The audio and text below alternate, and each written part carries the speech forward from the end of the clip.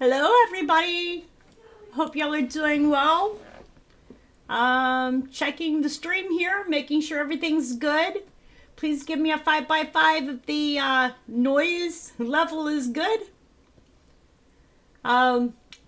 First off, I will probably not be doing a live stream tomorrow, which is why I'm doing one tonight.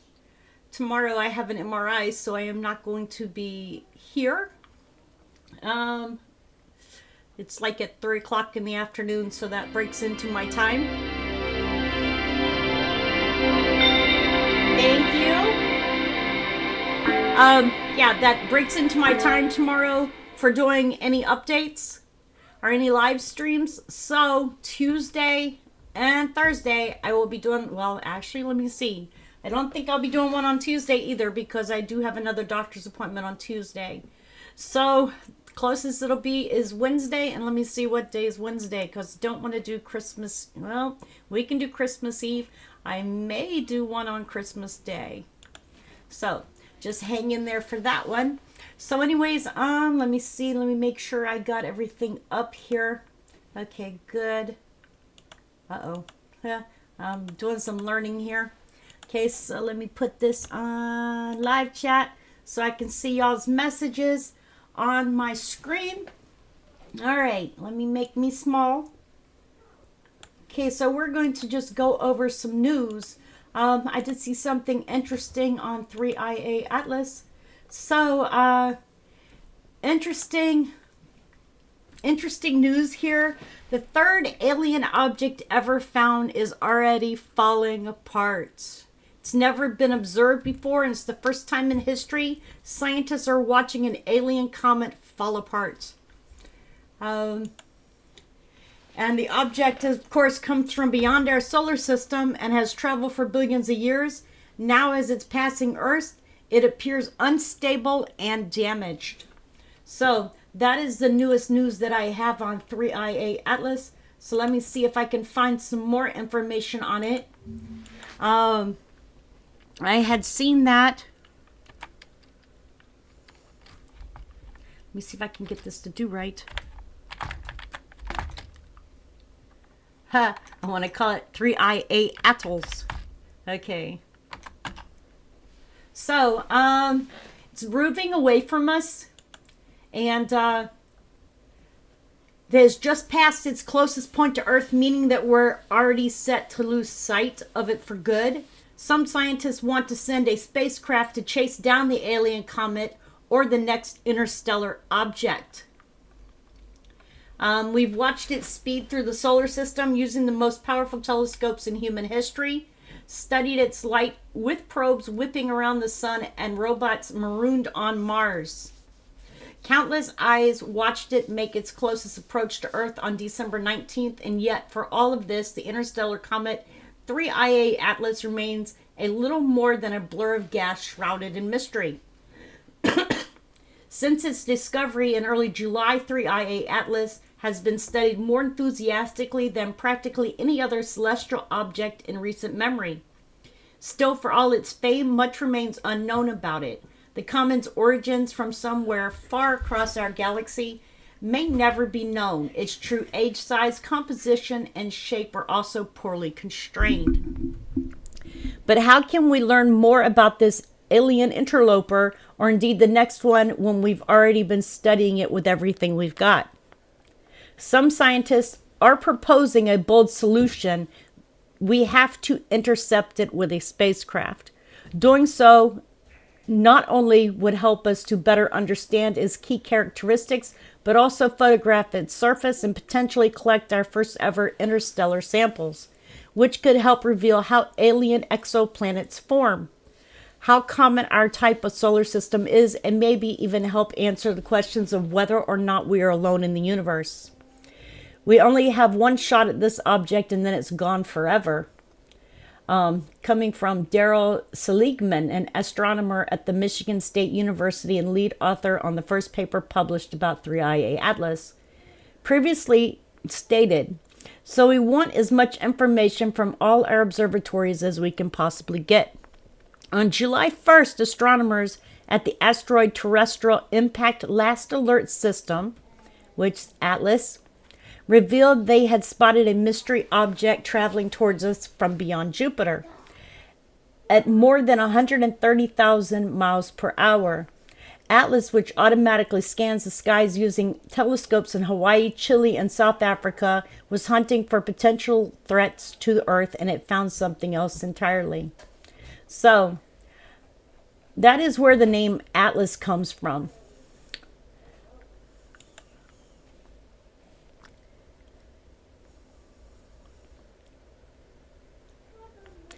So that's what I've got for you guys on 3i Atlas. The Fuzzy Falcon says, we do not have any craft to go faster than 3i. How can we even chase it? You know, that's a good question. I don't know, maybe unless they put the spacecraft ahead of it somehow. But I don't know how we would chase it. And you're right. We really don't have any crafts that go faster than that we know of. Because we know the government does all kinds of stuff. So we don't know exactly all the stuff that the government has. Three-eyed Atlas. Yes. You ever heard of that? 3 eyes? 1, 2, here. The all-seeing eye. Rich Quake says, if we go for that speed for much longer, Captain, we're gonna tear apart. All right, so our next information that we have is a Northern Lights forecast. And the Northern Lights could be seen from some states in the northern continental United States on Sunday night, which is tonight and early tomorrow morning. A forecast from the National Oceanic and Atmospheric Administration stated, as effects from solar winds begin to reach the Earth in the early morning hours. Forecasters at NOAA predicted a KP index of 5 out of 9 on Sunday night, indicating the aurora could be brighter and visible further from the magnetic North Pole. The Earth could see some minor geomagnetic storms beginning early Monday morning. NOAA showed in its most recent 3-day space weather forecast, which could also cause the lights to be visible further south. High-speed streams from a coronal hole could cause minor geomagnetic storms starting Monday morning, according to NOAA. Coronal holes are regions of the sun made up of cooler plasma and appear darker in X-ray or ultraviolet images. Solar winds, often called high-speed streams, escape from these regions and can travel towards Earth, where they interact with the planet's magnetic field and produce geomagnetic storms. The storms expected this week are only minor, a G1 on NOAA's scale out of 5. However, even these minor storms can cause the aurora to appear further south than usual in the continental United States. The Northern Lights could be visible from states along the U.S.-Canadian border. So there you go, George. Richard, I hope you're able to see the Northern Lights. And that will be on Sunday night, including most of Washington, the Idaho Panhandle, most of Montana, northeastern Wyoming, North Dakota, and most of South Dakota.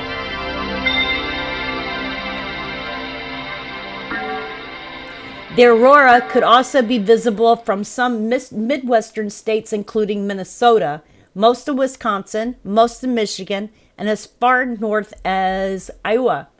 On the East Coast, NOAA's view line extends into northern New York, Vermont, New Hampshire, and Maine. Most of Alaska also falls within the view line. And let me see if I can show y'all a picture of this. There we go. Here is our view line. So we can see it's all the way down into, yeah, maybe you'll be able to see it, George. I mean, I can see that is Nova Scotia right there.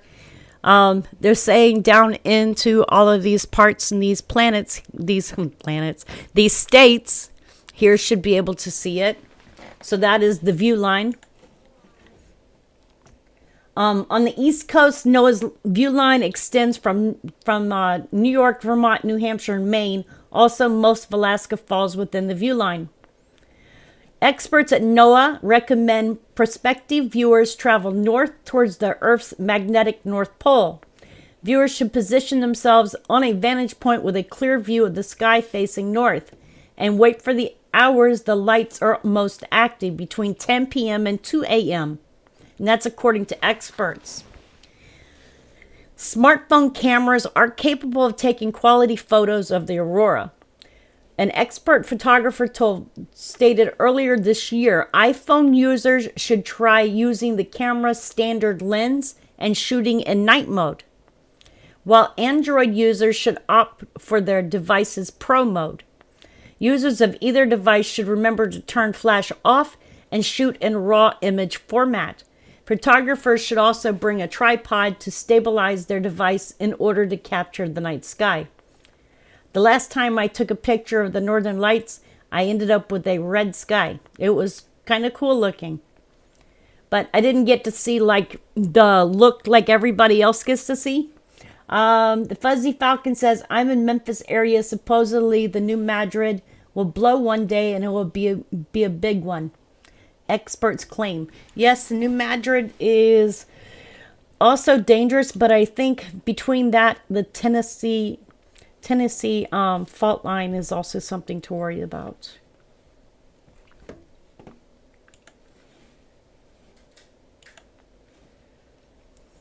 Okay, you guys, if y'all are playing the Powerball jackpot, it has reached 1.6 billion. And, you know, I have no thoughts that I would win that, so yeah, I don't even play it anymore. I did for a little bit. I thought, oh, I'll play a ticket every week. No, I just don't have that kind of luck.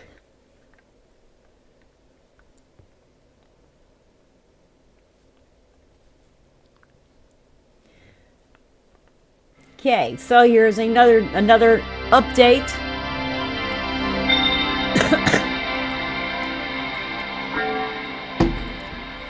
And we're talking about a Seattle area volcano.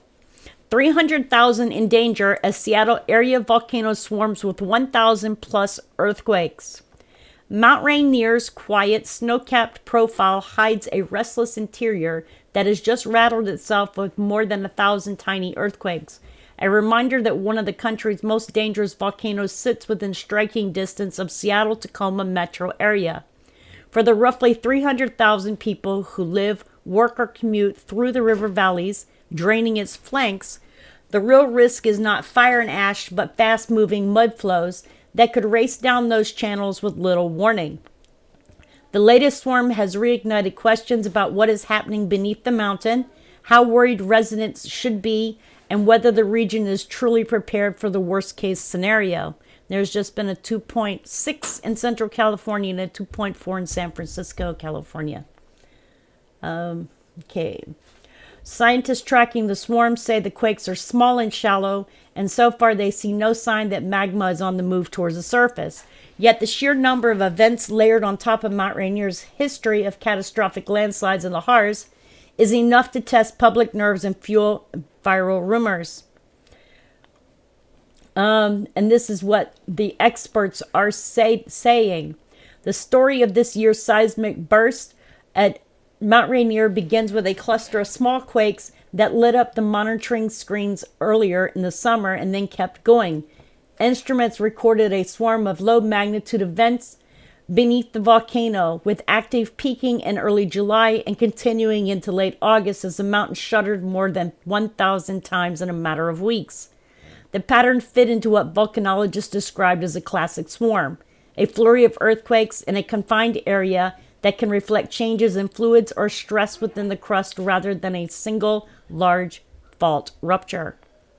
By late August, federal scientists reported that earthquake activity at Mount Rainier had eased back to what they consider typically background levels, even as they continued to review the data. A separate notice for Mount Rainier highlighted that the swarm, which included events up to magnitude 2.4, had been closely tracked and that key parameters like deformation and gas output remained stable. Those bulletins issued on Monday afternoon in local PDT and cross-referenced in UTC underscored a central point. The mountain had been noisy, but the broader system did not show the hallmarks of an impending eruption. Raw numbers can be alarming, and the figure that grabbed attention this year was a tally of roughly 1,000 to 1,350 earthquakes beneath the volcano. For a layperson, that sounds like a drum roll to disaster. For seismologists, the more important question is how big those quakes are, how deep they occur, and whether they are changing over time. In this case, the swarm was dominated by tiny events, many too small for people at the surface to even feel. Clustered beneath the summit and upper flanks where the volcano's hydrothermal systems circulate hot water and gas. Researchers later detailed that 1,350 earthquakes were logged during the episode, a count that puts the swarm among the more active periods in Mount Rainier's modern monitoring record. Yet the same analysis emphasized that the seismicity fit within the range of behavior seen at other active volcanoes, and that the pattern, while busy, did not show the escalating energy or deep to shallow migration that would suggest magma forcing its way upward. In other words, the number is striking, but the character of those 1,350 events matter more than the headline figure. So, officials say there is no cause for concern. As the swarm unfolded, the agencies responsible for tracking the volcano moved quickly to frame the risk in plain language. They stressed that while the number of quakes was elevated, the behavior did not match the kind of accelerated unrest that would prompt an alert level change or evacuation. I see Broke Fishing is in the chat. Happy birthday, Broke Fishing. Okay, so they stressed that, okay, hang on. Gotta find where I was at. That message was aimed not only at scientists and emergency managers, but also at hikers, climbers, and residents who might see the raw seismic data online and assume the worst. In one widely cited briefing, officials tracking an earthquake swarm at Mount Rainier said there was no cause for concern, explaining that the quakes were small, that there was no sign of magma rising towards the surface, and that other indicators like ground deformation and gas emissions remained steady. The same message surfaced in local coverage that noted how, despite the flurry of activity, scientists saw no abnormal sounds or other warning signs in their sensors. That kind of consistent, measured communication is crucial in a region where the stakes are high and the margin for misinformation is thin.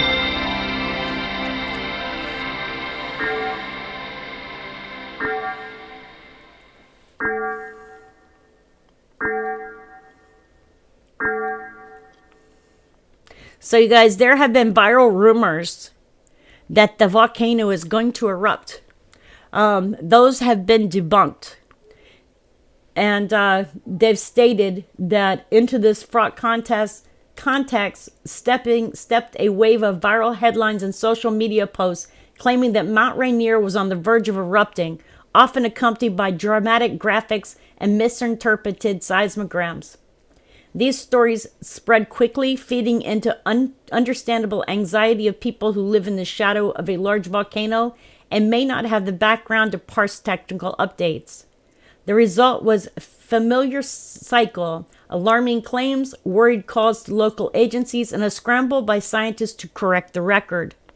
One cluster of posts framed the mountain as a viral proof that America was facing a new eruption threat at Mount Rainier, but seismologists with the Pacific Northwest Seismic Network, or PNSN, pushed back, noting that the instruments they oversee showed no similar behavior to the past eruptive patterns.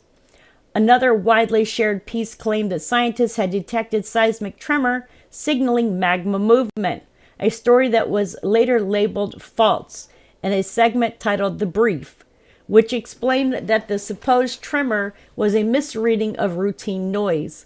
A separate local report headlined as "Experts Debunked a Supposed Increase in Seismic Activity" opened with November and Seattle, and stressed that Seattle area residents should know there is not an increased activity at Mount Rainier, and that a glitch at a receiver site in Graham had contributed to the confusion.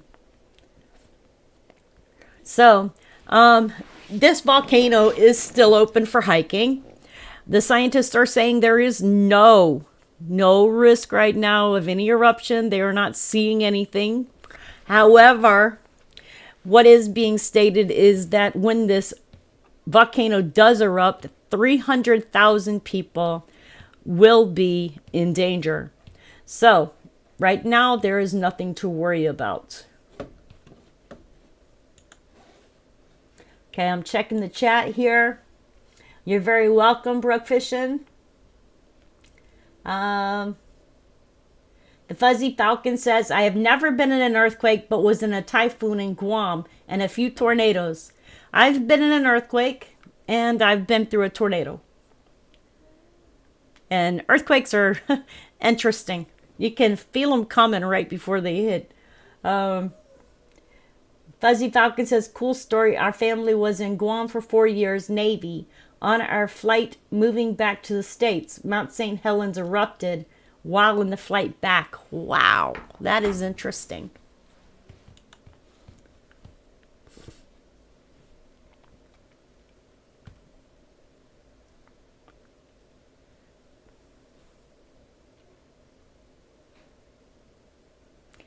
Okay, you guys. Checking to see if there's any more updates for you guys today.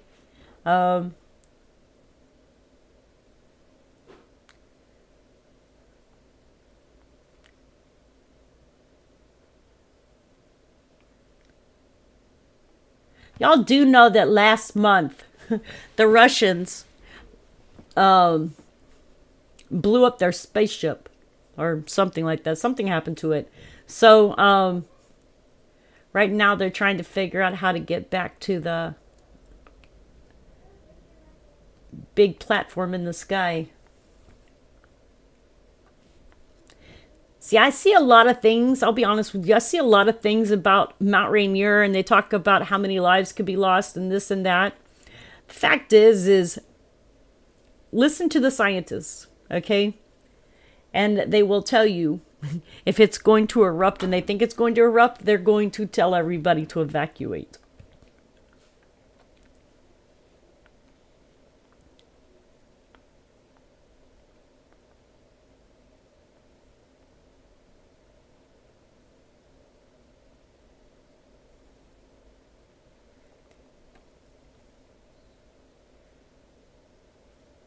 Okay, so yesterday, in case y'all don't know, the sun blasted an X2 class solar flare. Sunspot AR3229 erupted with an X2 solar class flare. NASA's Solar Dynamics Observatory captured the fireworks in multiple wavelengths. If you want to look that up, you can go and look at that on space.com.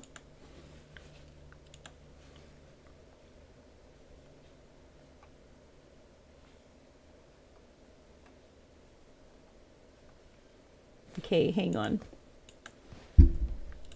Oops.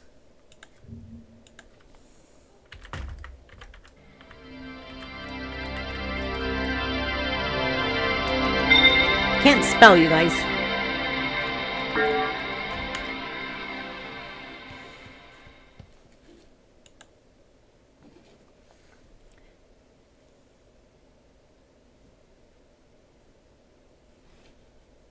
All right, so according to the Sacramento Bee, an earthquake measuring 2.1 has struck near the San Ramon, California on December 21st, which was today. Contra Costa County, California, a preliminary 2.1 magnitude quake was recorded close to San Ramon on Sunday around midday, the U.S. Geological Survey reported. A tremor struck the region at 11:51 a.m. The earthquake epicenter was situated approximately 2 miles southeast of San Ramon and occurred at a depth of 6 miles. Those who felt the quake are encouraged to report it via the USGS felt report form. Over the last week, there have been 13 tremors with magnitude 2.5 or greater.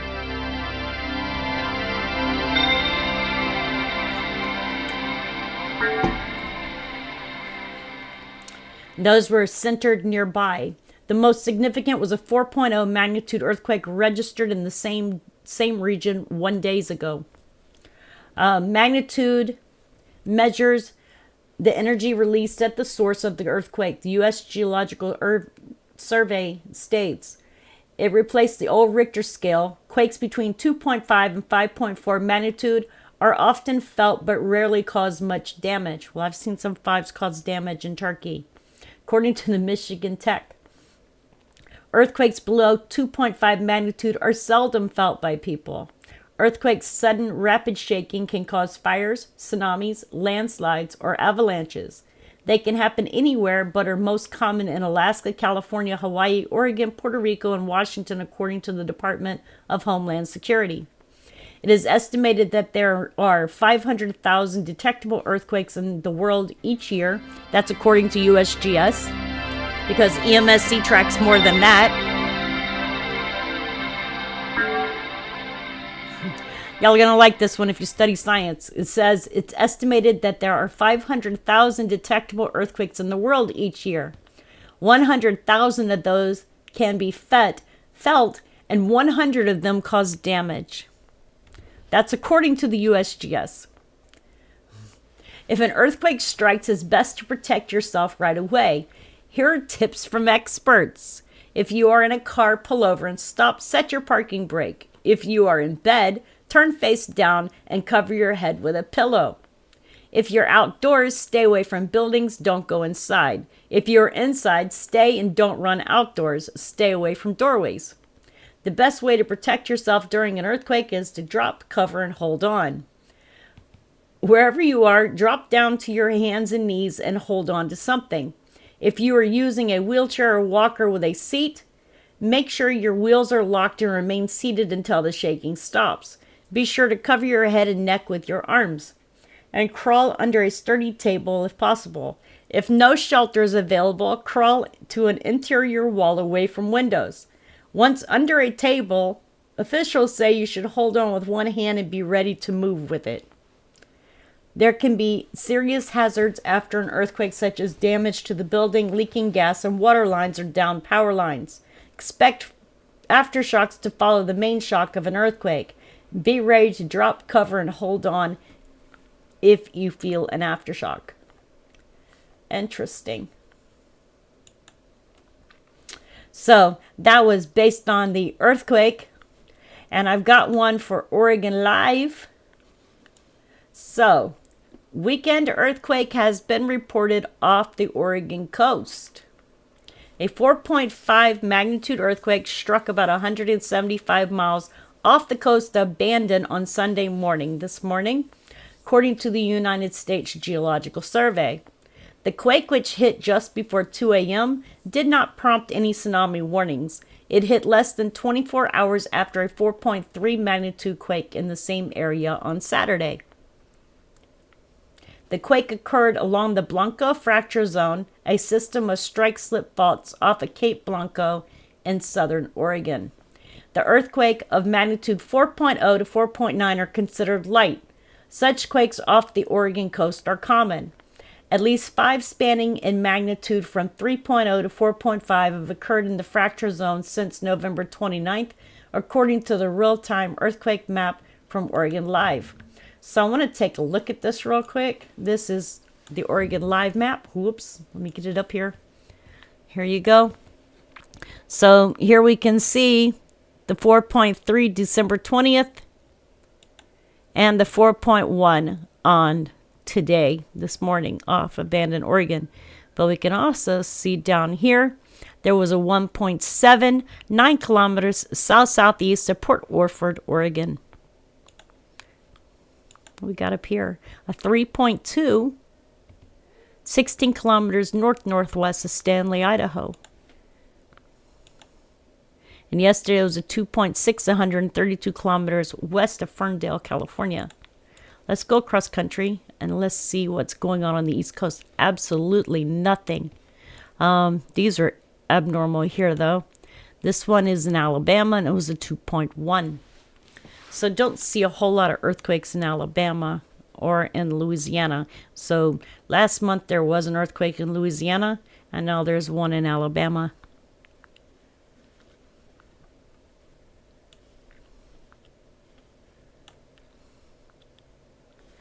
Okay, so we got one other place I want to check for earthquakes, which is NR Canada. I did note that there was an earthquake that was reported. I put MR Canada. I noted that there was a earthquake reported for today on EMSC. So I'm curious. Let's see here. NR Canada.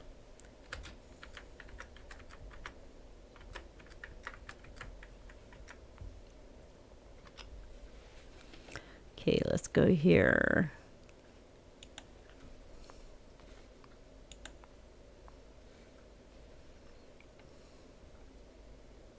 So they have not updated this since the 19th.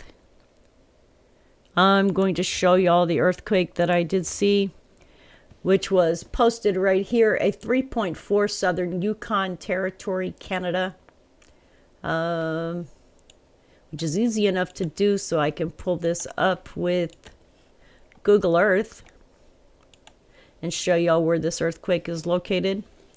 So this earthquake was reported today in Canada. It has not made it onto NR Canada's site yet. I always like to say I think that they are on vacation on the weekends. So as we can see, this is back in this area where there was a big earthquake. So this is probably still aftershocks within this area, because that earthquake was right in this area as well. They were posted between Alaska and Canada. So I'm going to say that this is probably an aftershock type earthquake, still ongoing.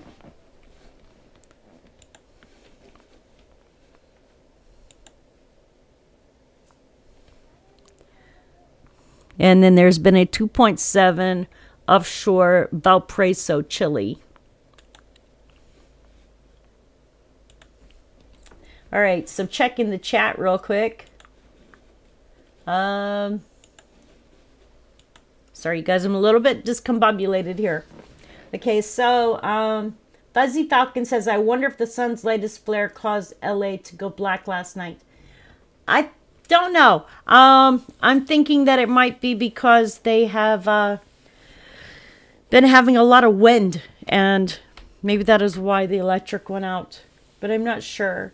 George Mitchell says there has been another blast in Yellowstone Park. I'll have to look that up.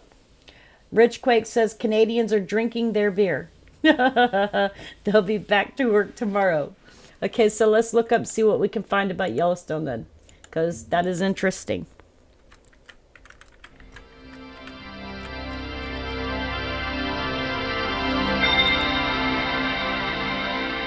Okay, so there was a muddy eruption at Yellowstone's Black Diamond Pool. A muddy eruption at Black Diamond Pool in Yellowstone National Park has been captured. The video was recorded by Yellowstone Volcano Observatory webcam Saturday morning. They said the same pool was also the site of the hydrothermal explosion in July of 2024 that damaged a boardwalk and sent rocks and mud flying. The occurrence was captured on rare video, and I don't have the video. Video was shared by USGS on social media. Shows mud spraying up and out of the pool just before 9:23 in Biscuit Basin, about midway between the park favorites Old Faithful and Grand Prismatic. Other recent eruptions have mostly been audible and not visible because they happened either at night or when the camera was obscured by ice. They're saying we've got a nice clear view of one of these dirty eruptions under bright blue sky with the surroundings covered in snow. USGS Volcanoes said on social media, noted that it was a great example of the kind of activity that has been happening at the spot over the past 19 months. The same pool was also the site of the hydrothermal explosion in July 2024 that damaged a boardwalk and sent rocks and mud flying. Since then, eruptions reaching up to about 40 feet have occurred sporadically, and the basin has been closed to visitors due to the damage and potential for hazardous activity. The webcam that captured the newest eruption was installed back in May to assist with monitoring. Park officials say Yellowstone preserves the most extraordinary collection of hot springs, geysers, mud pots, and fumaroles on Earth. More than 10,000 hydrothermal features are found within the park. Over 500 of them are geysers. And I'm going to look something up and give y'all a link for this.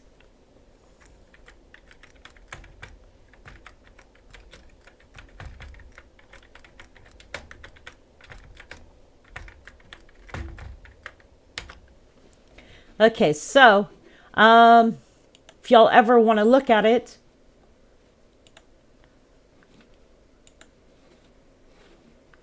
let me see here. Here you go. On this one here, this shows you the live cam for Yellowstone. So that is the live cam for Yellowstone. Right now it is snowy there. If you go through this, there are links to Old Faithful, Castle, Grand, Daisy, Riverside, and Bright Fountain, and they tell you the times that they are supposed to erupt, and you can click on those and go to each one. So that is really interesting, and it is fun to watch these sometimes. It is snowing out right now. Okay, so what is going on in California? Let's look and see California.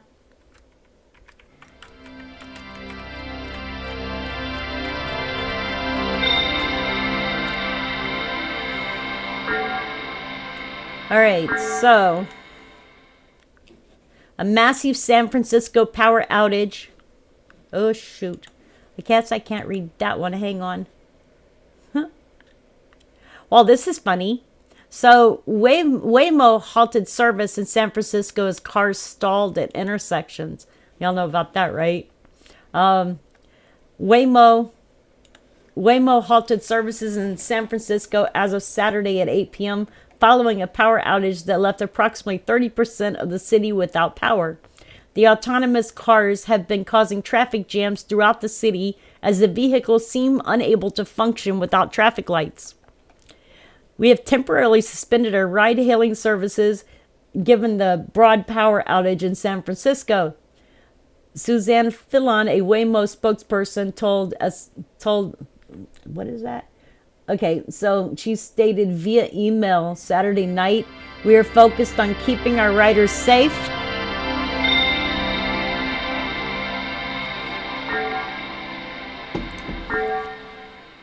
and ensuring emergency personnel have clear access they need to do their work." Pedestrians posted videos on X Saturday of Waymo cars stuck at intersections with their lights flashing. The widespread power outage is affecting around San Francisco 130,000 customers and began as early as 9:40 a.m. in parts of the city. Neighborhoods with outages included Richmond, Sunset, Haight-Ashbury, Hayes Valley, Forest Hill, all of Golden Gate Park, and the Presidio, and parts of downtown and south of Market. There is no timeline for when the power will be restored. The outage stems from an issue at a substation on 8th Street and Mission Street. They confirmed via Instagram that PG&E is assessing the damage at the substation, but issues could continue into the early morning hours of this morning. So it was because of a substation at 8th Street and Mission Street. So that is what caused the power outage. As of today, they're saying that 20,000 are still without power after the massive San Francisco blackout. About 21,000 were still in the dark as extensive repairs continued to a substation fire. So there was a fire there. Roughly 110,000 PG&E customers have service again following a major power outage Saturday in San Francisco that left homes in the dark, stalled traffic, and shut down restaurants, shops, and holiday lighting displays. PG&E said on social media that the remaining 21,000 without power on Sunday morning were concentrated in the Golden Gate Park, the Presidio, Richmond District, and small downtown areas.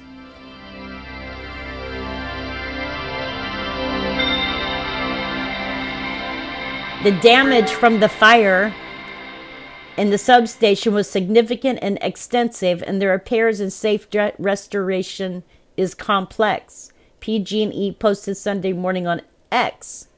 They mobilized additional engineers and electricians. The fire broke out inside a PG&E power station at about 2:15 p.m. on Saturday, according to San Francisco Fire Department. It was under control by 4:24 p.m. The department has warned against using gas stoves, grills, and generators indoors, saying power outages can increase the risk of carbon monoxide exposure. San Francisco Mayor Daniel Lurie and the City Department of Emergency Management on Saturday urged residents to avoid non-essential travel and take extra caution on darkened roads. So, Waymo, a rival company that also offers driverless robo-taxi services, suspended operations on Saturday, citing safety concerns. Tesla robo-taxis were unaffected by the San Francisco power outage, and Tesla CEO Elon Musk wrote about that on X. So, Tesla's driverless taxis continue to operate throughout the blackout. Well, that's lucky for anybody who couldn't use a Waymo.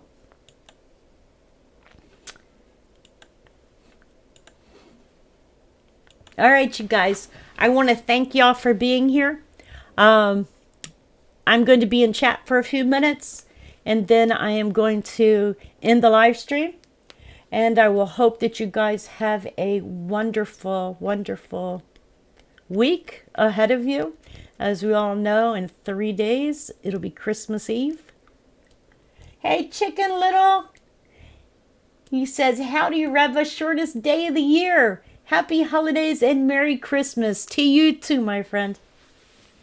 You guys, I have known Chicken Little maybe 15 years. Let me see. Broke Fishing says it was a fire at the substation. Yes. And it was San Francisco. Yes.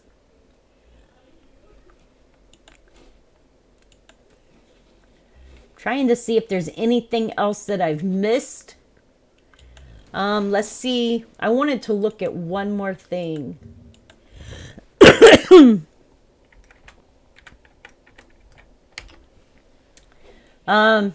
As you guys know, there's going to be wet weather that's going to slam Santa Clarita. Okay? This is going to hit the Santa Clarita Valley, and forecasters are warning of heavy rain, flooding, and damaging winds ahead of Christmas. Forecasters from the National Weather Service predict a cooling trend will begin Monday as clouds roll into the area. By Tuesday, a major winter storm driven by strong atmospheric river is expected to take direct aim at Southern California, including Santa Clarita Valley. Rain is expected to begin Tuesday, gradually increasing in both coverage and intensity throughout the day. The most hard-hitting part of the storm is expected to arrive Tuesday night and last through Wednesday, bringing heavy rain and strong winds. The National Weather Service is currently forecasting 2 to 5 inches of rain in the valley and coastal areas, including Santa Clarita, 5 to 10 inches of rain in foothills and mountains. Rainfall rates up to 0.75 to 1.25 inches per hour. Because of the high rainfall, a flood watch has been issued from Tuesday afternoon, December 23rd, through Wednesday evening, December 24th. The National Weather Service urges residents to begin taking proactive actions now, especially those living near burn scars, foothills, and flood-prone roadways. In addition to heavy rain, strong winds will be another major concern. From Tuesday afternoon through Wednesday, winds are expected to gust between 35 and 55 miles per hour. With the wet ground, this potentially could cause trees to fall, downed power lines, and causing difficult travel conditions. While the heaviest rain is expected midweek, showers are forecast to continue on Christmas Day and into next weekend. Santa Clarita residents are encouraged to monitor weather updates closely, avoid unnecessary travel during periods of heavy rain, and never drive through flooded roadways. Remember, turn around, don't drown.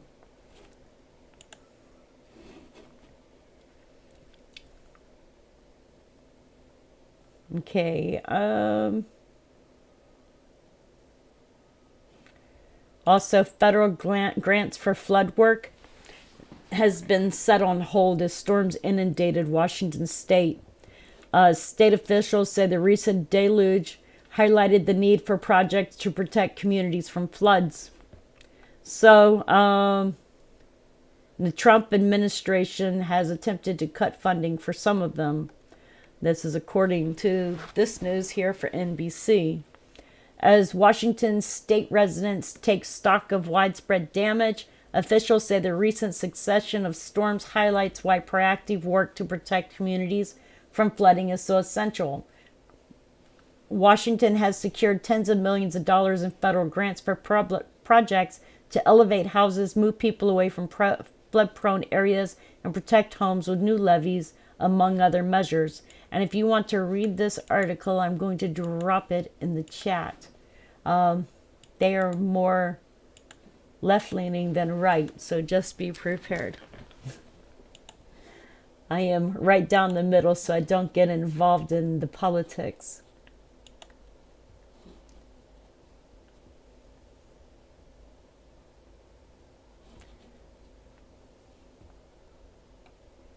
All right, you guys, that's all I got for y'all for now. Unless anybody else can think of anything else I'm missing. Yes, brook fishing, it is the winter solstice. All right, you guys, I love you. Thank you for being here. As I said, I will not be doing a live stream tomorrow because during the time that I have my live stream, I will have an MRI being done. And then I can't remember if on Wednesday I'm supposed to be at the doctor's office in the morning or later in the afternoon. So if my appointment is in the morning, then I'll do a live stream in the afternoon on Wednesday. And of course, on Christmas Day, we'll probably have a live stream with music. So everybody is welcome to come hang out. Anyways, you guys, I love you. Please remember to tell somebody that you love them. Tomorrow's never promised, and make each day an adventure. Oh, look, a 5.4 New Britain region Papua New Guinea. All right, you guys, I love you, and I will see you all on the next live stream or video. Take care, you guys.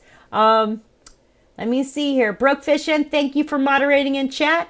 Rich Quake, thank you for moderating in chat. You guys, I have the best moderators on YouTube. And I have the best people who watch. All right, you guys, thank you all for being here.